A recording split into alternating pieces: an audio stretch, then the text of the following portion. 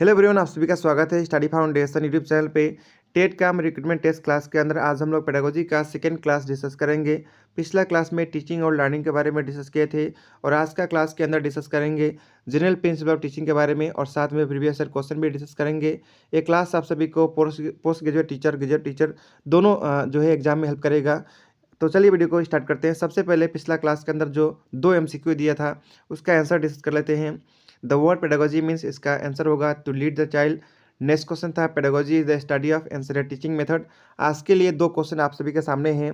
इसका सही आंसर आप सभी को जरूर कमेंट करके बताना है। आप सभी को जो भी याद है, जो आता है, बिना गूगल किए हुए आप सभी को बताना है। तो क्वेश्चन इस प्रकार है, what is the full form of ABC as per NEP 2020। ABC का फुल फॉर्म बताना है NEP 2000 नेशनल एजुकेशन पॉलिसी 2020 के हिसाब से। 4 ऑप्शन है, इसमें से सही आंसर बताना है। नेक्स्ट क्वेश्चन है, by which year the minimum degree qualification for teaching is going to be 4 year integrated BA degree. तो 4 साल का इंटीग्रेटेड BA डिग्री जो है कब से जो है ये स्टार्ट हो जाएगा, कब से लागू हो जाएगा। तो इसका भी 4 ऑप्शन है, इसका आंसर भी बताना है। 2 क्वेश्चन कमेंट करके बताना है। नेक्स्ट क्लास के अंदर इसका आंसर डिस्कस करेंगे। आइए आज का टॉपिक पे चलते हैं। आज हम लोग डिस्कस करेंगे जनरल प्रिंसिपल ऑफ टीचिंग के बारे में। तो सबसे पहले प्रिंसिपल का मतलब क्या होता है जान लेते हैं। Principles means certain rule and regulation. Principles का मतलब होता है सर्टेन जो फिक्स रूल एंड रेगुलेशन है जो हेल्प करता है टीचिंग को एफिशिएंट और इफेक्टिव बनाने में। प्रिंसिपल वर्ड जो है ओरिजिनेट हुआ है लैटिन भाषा से प्रिंसिपम, इसका मतलब होता है source. Principle of teaching are very important to make the classroom interesting.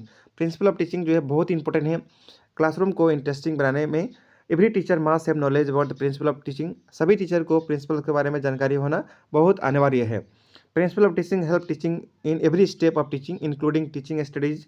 Principle of teaching जो है टीचिंग का हर एक स्टेप में हेल्प करता है, जैसे कि टीचिंग स्टडीज़ के अंदर, मेथड ऑफ टीचिंग के अंदर, use of appropriate teaching ads TLM, ये सभी में जो है प्रिंसिपल ऑफ टीचिंग हेल्प करता है। तो इसके बाद आइए जो कुछ इंपॉर्टेंट जो जनरल प्रिंसिपल है उसको वन बाय वन डिस्कस करने का कोशिश करते हैं।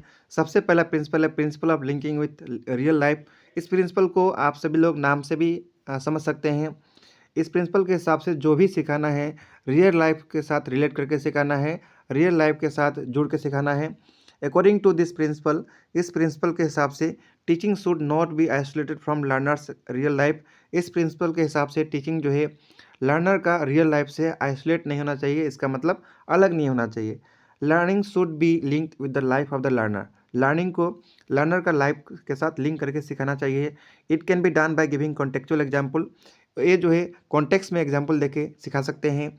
Relating to objective of teaching in real life, और जो भी सिखाना है ऑब्जेक्टिव के साथ लिंक करके, रिलेट करके रियल लाइफ के साथ जोड़ के सिखाना है। Implicating the learning to real life and so on. Next principle है principle of planning.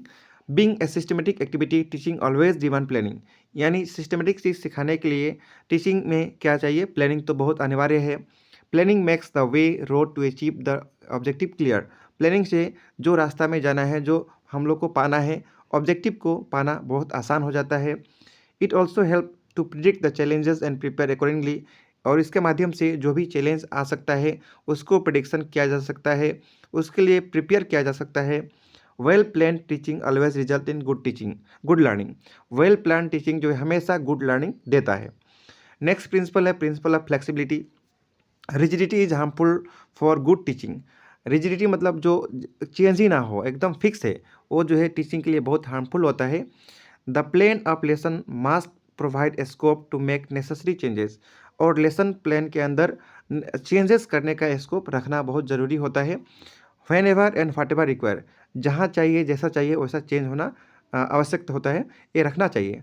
Teaching should be flexible, इसलिए टीचिंग कैसा होना चाहिए, फ्लेक्सिबल होना चाहिए। To meet the unexpected situation, कोई भी अनएक्सपेक्टेड सिचुएशन क्लासरूम के दौरान आ सकता है, उसको मीट करने के लिए टीचिंग के अंदर क्या होना चाहिए, फ्लेक्सिबिलिटी होना चाहिए। इसके बाद नेक्स्ट प्रिंसिपल है principle of selection of material. जो भी मटेरियल सिलेक्शन करना चाहिए वो जो है grade, nature of student, subject, difficulty level को ध्यान में रखते हुए सिलेक्शन करना चाहिए। राइट सिलेक्शन जो है डिजायर रिजल्ट दे सकता है, इससे टीचर और स्टूडेंट दोनों को बेनिफिट मिलेगा, ठीक है। इसके बाद नेक्स्ट प्रिंसिपल है प्रिंसिपल ऑफ ग्रेडेशन। ग्रेडेशन का मतलब होता है कोई भी चीज़ को डिवीजन करके सिखाना चाहिए, पार्ट पार्ट करके सिखाना चाहिए, स्टेप वाइज सिखाना चाहिए। While teaching, the content should be divided into defined steps in systematic order. It should be presented in a way that easy and simple things come first and difficulty and complicated things follow next. यानी जो भी simple चीज़ है वो पहले सिखाना चाहिए, easy चीज़ को पहले सिखाना चाहिए, उसके बाद डिफ़िकल्टी लेवल को बढ़ाना चाहिए। This gradation is necessary to keep the learner away from the confusion. इसके माध्यम से लर्नर के अंदर जो कन्फ्यूजन है वो दूर हो सकता है और लर्निंग क्या हो सकता है, ईजियर हो सकता है। इसके बाद नेक्स्ट प्रिंसिपल है principle of democracy.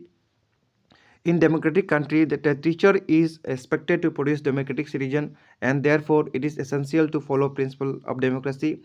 Democracy means providing right and responsibility to the learners and equal opportunity to everyone without any discrimination. यानी सभी लर्नर को इक्वल रिस्पॉन्सिबिलिटी, इक्वल अपॉर्चुनिटी देना चाहिए बिना कोई डिस्क्रिमिनेशन किए हुए.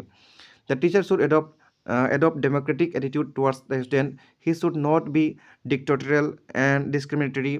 The learner should have complete liberty of asking question, resolving doubt, putting forward their opinion and so on. यानी लर्नर के अंदर भी कोई डिस्क्रिमिनेशन नहीं करना चाहिए, कोई भेदभाव नहीं करना चाहिए. क्वेश्चन पूछने के लिए, डाउट क्लियर करने के लिए, ये सब ओपिनियन अपना रखने के लिए टीचर को, बच्चों को क्या करना चाहिए, डेमोक्रेटिकली जो है साथ देना चाहिए और डेमोक्रेटिक इन्वायरमेंट रखना चाहिए. इसके बाद नेक्स्ट प्रिंसिपल आइए डिस्कस करते हैं, principle of diagnosis and remedial teaching. As you know teaching is a complex activity. हम लोग सभी को पता है कि टीचिंग एक बहुत ही कॉम्प्लेक्स एक्टिविटी है. And it involves different problem. इसके अंदर अलग अलग प्रॉब्लम आ सकता है समय के हिसाब से. Therefore it is important that problem of teaching and learning are diagnosed. इसीलिए टीचिंग और लर्निंग का जो प्रॉब्लम है उसको डायग्नोस करना चाहिए प्रॉपरली, और जो भी रेमेडियल मेजर है, जो भी उपयोग मेजर है वो देना चाहिए accordingly. Teaching should ensure the identification of the fault and make arrangement for the remedy bye conducting extra classes. यानी जो भी फॉल्ट है, जो भी गलती है टीचिंग के अंदर, उसको आइडेंटिफाई करना चाहिए और सुइटेबल अरेंजमेंट रेमेडियल मेजर जो है एक्स्ट्रा क्लासेस लेके दिया जा सकता है. कॉम्पेंसेसरी क्लासेस और ट्यूटोरियल क्लासेस जो है अरेंज करा जा सकता है. इसके बाद नेक्स्ट प्रिंसिपल है principle of conducive environment. Teaching to a large extent depend on the environment of the classroom, physical, emotional and social environment. Teaching के लिए बहुत अच्छा इन्वायरमेंट होना बहुत अनिवार्य है. फिजिकली, इमोशनली और सोशली इन्वायरमेंट अच्छा होना ज़रूरी होता है. So the teacher through his और her teaching should create a conducive environment. इसलिए टीचर को एक कंडूसिव इन्वायरमेंट, एक जो है अच्छा परिवेश बनाना बहुत ज़रूरी होता है क्लासरूम में. उसके माध्यम से रिजल्ट जो है और इफेक्टिव लर्निंग को किया जा सकता है लर्नर के अंदर. ठीक है. इसके बाद नेक्स्ट प्रिंसिपल हम लोग डिस्कस करेंगे साइकोलॉजिकल प्रिंसिपल. इससे पहले जितना भी प्रिंसिपल हम लोग डिस्कस किए थे ये सब जनरल प्रिंसिपल था. अब हम लोग साइकोलॉजिकल प्रिंसिपल डिस्कस करेंगे. साइकोलॉजिकल प्रिंसिपल में सबसे पहला प्रिंसिपल है principle of definite aim. Any activity without a definite aim is like a rudderless ship. यानी हर एक जो है एक्टिविटी के लिए एम होना बहुत ज़रूरी होता है. बिना एम का जो है, बिना जो शिप में, बिना रडार का जो शिप होगा वो कैसे होता है उसी प्रकार हो जाएगा. As teaching is a systematic process. Teaching हम लोग को पता है क्या है, एक सिस्टमेटिक प्रोसेस है. It must have some aim and objective. इसीलिए इसके अंदर एम और ऑब्जेक्टिव होना चाहिए. There should be a definite aim for every lesson. प्रत्येक लेसन के लिए डेफिनेट एम होना चाहिए. Without aim teaching may go astray. So teaching should contain a definite aim. यानी बिना एम का टीचिंग जो है व्यर्थ हो सकता है, कोई मतलब नहीं इसका हो सकता है. इसलिए टीचिंग के अंदर क्या होना चाहिए, डेफिनेट एम होना चाहिए. नेक्स्ट प्रिंसिपल आप सभी को बस नाम याद रखना है, आप सभी लोग समझ ही पाएंगे. प्रिंसिपल ऑफ एक्टिविटी, जिसको कहा जाएगा प्रिंसिपल ऑफ डूइंग, ये एक साइकोलॉजिकल प्रिंसिपल है. आगे चलेंगे. नेक्स्ट प्रिंसिपल हम लोग डिस्कस करते हैं principle of cooperation. As teaching is a complex activity, it's essential that learner provide full support to the teacher in the process of teaching. हम सभी को पता है टीचिंग एक कॉम्प्लेक्स एक्टिविटी है, इसीलिए लर्नर को फुल सपोर्ट जो है टीचर को देना चाहिए टीचिंग प्रोसेस के अंदर. Without cooperation of the learner का बिना कोऑपरेशन का जो है टीचिंग करना, सक्सेसफुल टीचिंग करना इम्पॉसिबल है. ठीक है. तो ये था principal of cooperation.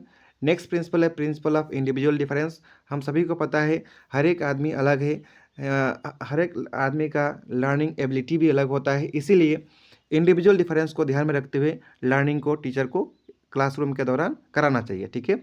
A classroom generally consist of heterogeneous group of people. जो किसी का लर्निंग एबिलिटी अलग होगा, किसी का अलग होगा, तो उस टाइप का जो ग्रुप को कहा जाता है हेटेरोजेनियस, यानी मोर देन वन ग्रुप. ठीक है. Individual difference refer to the diversity among the learner which may be on account of their family background, ability, limitation etcetera.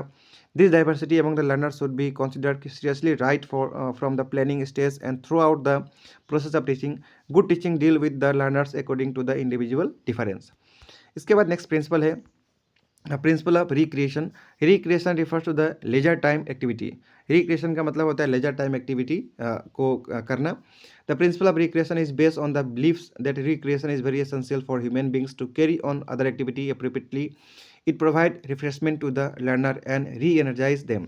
यानी रिक्रिएशन करना, रिक्रिएशन देना ये बहुत अनिवार्य होता है, जिससे लर्नर के अंदर रिफ्रेशमेंट आ जाएगा और वो सभी लोग जो है री एनर्जाइज होंगे काम करने के लिए, यानी सीखने के लिए।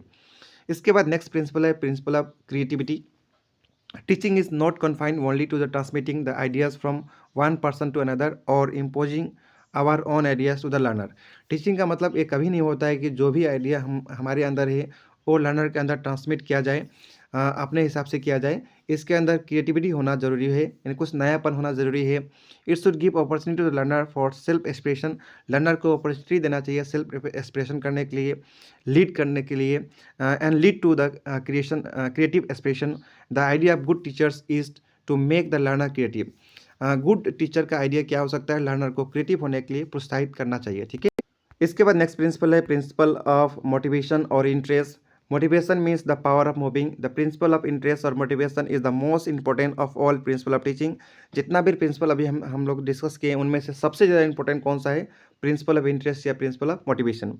It is impossible to teach और to make learning happen if the learners are not interested और मोटिवेटेड। यानी लर्नर को सिखाना इम्पॉसिबल हो जाएगा जब लर्नर के अंदर इंटरेस्ट ही नहीं होगा और वो मोटिवेटेड नहीं रहेंगे तो। Therefore, it is necessary that the teacher create interest or motivation in the mind of the learner and sustain it all throughout. इसलिए टीचर को बहुत अनिवार्य हो जाता है कि लर्नर के अंदर इंटरेस्ट को क्रिएट करे, मोटिवेशन जो है लर्नर के माइंड के अंदर रखे, मोटिवेट रखे, उसके बाद लेसन को पढ़ाए तो वो लंबा समय तक बच्चे लोग जो है स्टूडेंट लोग याद रख सकते हैं या फिर जो है चीज़ों को समझ भी सकते हैं। आगे चलेंगे, नेक्स्ट प्रिंसिपल है principle of sympathy and kindly atmosphere. Good teaching cannot take place in atmosphere which lacks kindness and sympathy towards the learner. अच्छा टीचिंग जो है जहाँ काइंडनेस नहीं होगा, सिंपैथी इन्वायरमेंट नहीं होगा, वहाँ कभी नहीं हो सकता है। As mention earlier, teaching is a human activity, so it is essential that teachers have a kind and sympathy attitude toward the learner. इसलिए टीचर को एसेंशियल है कि काइंड और सिंपैथेटिक एटीट्यूड लर्नर के प्रति रखे। आगे चलेंगे, नेक्स्ट प्रिंसिपल है प्रिंसिपल ऑफ रिवीजन। ये भी ट्रिपल स्टार लगा लीजिए, बहुत इंपॉर्टेंट प्रिंसिपल है। This principle is based on one of the Thorndike law of learning. हम लोग लॉ ऑफ लर्निंग डिस्कस करेंगे, उनमें से एक प्रिंसिपल जो था लॉ ऑफ एक्सरसाइज, उस पर जो है प्रिंसिपल ऑफ रिवीजन डिपेंड करता है। To make learning retain for long, the acquired knowledge should be revise immediately and repeatedly.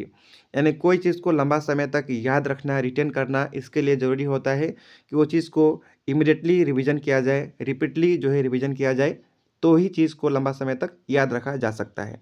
इसके बाद नेक्स्ट प्रिंसिपल है principle of readiness. Like there is a proverb, एक फेमस कहावत है, you can take the horse to the river but can not make it drink water, no one can make anyone learn, so it is essential that teaching takes place only when the learner are ready to learn. यानी learning कब तभी हो सकता है जब बच्चे या student या लर्नर जो है रेडी हो सीखने के लिए। तो ये आप सभी को या टीचर को, एज ए टीचर हम सभी को क्या रखना चाहिए, ध्यान रखना चाहिए कि लर्नर जो है रेडी है कि नहीं सीखने के लिए। Readiness refer to the learner readiness to learn. It indicate the learners state of mind and body to participate in the teaching learning process. यानी ये इंडिकेट करता है कि लर्नर जो है सीखने के लिए उसका माइंड और बॉडी जो है रेडी है कि नहीं है। Teaching should proceed only after ensuring the readiness of the learner to learn. Teaching उसके बाद ही प्रोसीड करना चाहिए, जब लर्नर रेडी हैं तो ही टीचिंग को स्टार्ट करना चाहिए। इसके बाद नेक्स्ट प्रिंसिपल है psychological principle, principle of training of senses. Teaching should focus on the training of senses. Teaching जो है सेंसेस के ऊपर जो है फोकस जरूर रखना चाहिए टीचिंग जब कराया जाए। The power of observation, discrimination, identification, generalization and application can be appropriately develop only through the effective functioning of senses.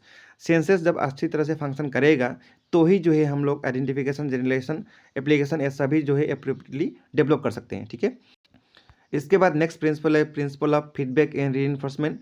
Feedback मतलब कोई भी चीज़ काम करने के बाद उसका रिस्पॉन्स दिया जाए कि कैसा हुआ, समझ में आया या नहीं आया। रीइंफोर्समेंट का मतलब होता है प्रेस करना, ग्रेडिंग करना। Immediate knowledge about the result and presentation of positive reinforcement may be in the form of praise, grade, certificate, token money or any other incentives on success, making learning easier and joyful। यानी जहाँ पे इस प्रकार किया जाए, reinforcement मिले, feedback मिले, वहाँ लर्निंग जो है जॉयफुल और ईजी बन सकता है। Therefore teaching should follow on the principle of feedback and reinforcement. इसलिए टीचिंग भी उस प्रिंसिपल पे फोकस होना चाहिए जहाँ पे फीडबैक और रीइंफोर्समेंट दिया जाए। The teacher should give feedback eight appropriate time. Teacher को अप्रोप्रिएट टाइम के अंदर फीडबैक देना चाहिए। Present appropriate reinforcement eight appropriate time, और रीइंफोर्समेंट भी देना चाहिए अप्रोप्रिएटली समय के हिसाब से, ठीक है। इसके बाद नेक्स्ट साइकोलॉजिकल प्रिंसिपल है प्रिंसिपल ऑफ ग्रुप डायनेमिक, यानी टीचिंग जो है ग्रुपिंग करके कराया जा सकता है, ग्रुपिंग क्लाइमेट के अंदर कराया जा सकता है, जिससे टीचिंग अच्छा हो सकता है। Under the influence of group behaviour, appropriate changes in the behavior of the individual learners take place, therefore teaching should create a suitable group climate in the classroom। इसके बाद नेक्स्ट साइकोलॉजिकल प्रिंसिपल है principle of self learning. Teaching should aim at enabling the learner to learn by himself. Teaching इस प्रकार का M focus करना चाहिए जहाँ पर लर्नर जो है खुद सीखने का कोशिश करें, खुद सीखने का जो है आइडिया क्रिएट करें। Teaching should be such that it create curiosity among the learner to learn. Teaching ऐसा होना चाहिए जिसके अंदर लर्नर के अंदर क्यूरियोसिटी आए कोई चीज़ सीखने के प्रति। Their imagination need to be fired through teaching. उन लोग का इमेजिनेशन जो है यूज़ करने का जो है बच्चे लोग कोशिश करें, इस प्रकार टीचिंग टीचर को कराना चाहिए। तो ये सब था साइकोलॉजिकल प्रिंसिपल। हम लोग दोनों प्रिंसिपल डिस्कस कर चुके हैं, जनरल प्रिंसिपल और साइकोलॉजिकल प्रिंसिपल दोनों ही। इसके बाद आइए प्रीवियस ईयर एमसीक्यू को सॉल्व करते हैं, जो एक्सपेक्टेड है, आ सकता है या फिर अलग अलग एग्जाम में आया हुआ है। सबसे पहला क्वेश्चन आप सभी के सामने है, which principal of teaching involves repetition of the learning for maximum retention of learning. कौन सा ऐसा प्रिंसिपल है जो repetition of learning maximum retention of learning के ऊपर बेस्ड है? उस प्रिंसिपल का नाम है प्रिंसिपल ऑफ रिवीजन। तो सही आंसर हो जाएगा ऑप्शन नंबर ए। इसको क्या नाम से जाना जाता है, कौन सा लॉ के हिसाब से प्रिंसिपल इसको जाना जाता है, ये आप सभी लोग कमेंट करके बताइए। इसके बाद नेक्स्ट क्वेश्चन है, which principle state that best learning take place when teacher is successful in arousing the interest of the student. ऐसा कौन सा प्रिंसिपल बोलता है कि बेस्ट लर्निंग तभी हो सकता है जब टीचर जो है बच्चों के अंदर इंटरेस्ट को डेवलप कर सकेगा, तभी हो सकता है। उस प्रिंसिपल का नाम है प्रिंसिपल ऑफ स्टिमुलेशन। तो सही आंसर हो जाएगा ऑप्शन नंबर 2। नेक्स्ट क्वेश्चन है, a teacher should show relationship of the content he और she is teaching with the content of the same subject, content of the different subject with real life experience। this is based on which of the following principle of teaching। ये जो है कौन सा principal के ऊपर base है? Principle of child centredness के ऊपर बेस है। तो सही आंसर हो जाएगा option number B. Next question है, which of the following is not a principle of teaching। इनमें से कौन सा प्रिंसिपल ऑफ टीचिंग नहीं है? प्रिंसिपल ऑफ चाइल्ड सेंटर्डनेस है, principle of linking with life भी है, प्रिंसिपल ऑफ कोरिलेशन भी है, प्रिंसिपल ऑफ रीडिंग नहीं है। तो सही आंसर होगा option number D. Next question है, which of the following is against the principle of basic education। Principle of basic education का अगेंस्ट में कौन सा यहाँ पे जो ऑप्शन दिया है वो है, basic education does not recommend mother tongue as medium of instruction. Basic education जो है mother tongue medium of instruction होना चाहिए, ये रिकमेंड नहीं करता है। ये ऑप्शन सबसे खराब है, बाकी ऑप्शन देख सकते हैं। Basic education bring forth on association between school and society, ये सही है। Basic education has to provide environment for adjustment with real life situation, ये भी सही जो है प्रिंसिपल ऑफ बेसिक एजुकेशन के बारे में जो बोला है सही है। Basic education would not only develop mental potentiality of a child but also make education craft centre, ये भी सही ऑप्शन दिया गया है। तो यहाँ पे ऑप्शन नंबर ए सही होगा, क्योंकि एगेंस्ट में कौन सा है? ऑप्शन नंबर ए में जो दिया वो एगेंस्ट में है। नेक्स्ट क्वेश्चन है, which of the following principle is based on Thorndike law of learning. Thorndike law of learning के ऊपर कौन सा प्रिंसिपल बेस है?